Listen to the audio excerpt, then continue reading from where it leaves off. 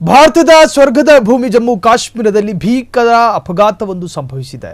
ನದಿಗೆ ಬಿದ್ದ ಭದ್ರತಾ ಸಿಬ್ಬಂದಿ ಕರೆದೊಯ್ಯುತ್ತಿದ್ದ ಬಸ್ ಅದು ಐಟಿಬಿಪಿ ಸಿಬ್ಬಂದಿ ಕರೆದೊಯ್ಯುತ್ತಿದ್ದಂತಹ ಬಸ್ ಪಲ್ಟಿಯಾಗಿದೆ. ಜಮ್ಮು ಕಾಶ್ಮೀರದಲ್ಲಿ ಭೀಕರ ಅಪಘಾತ.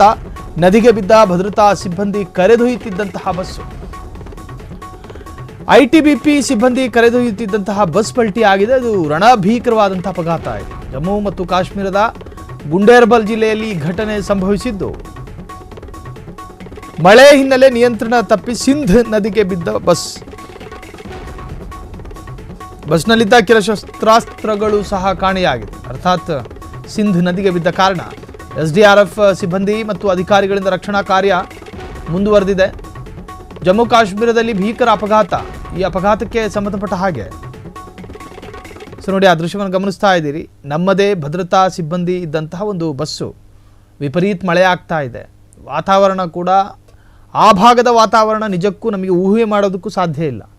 ಮಳೆ ಬಂದರೆ ನಿರಂತರ ಮಳೆ, ಚಳಿ ಶುರುವಾದರೆ ನಿರಂತರವಾದಂಥ ಚಳಿ.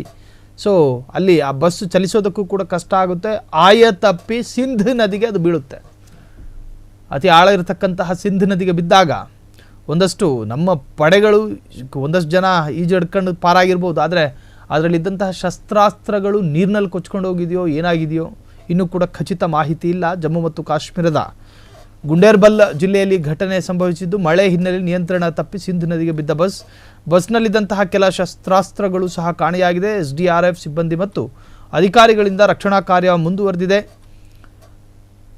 ಆ ದೃಶ್ಯವನ್ನು ಗಮನಿಸ್ತಾ ಇದ್ದೀರಿ.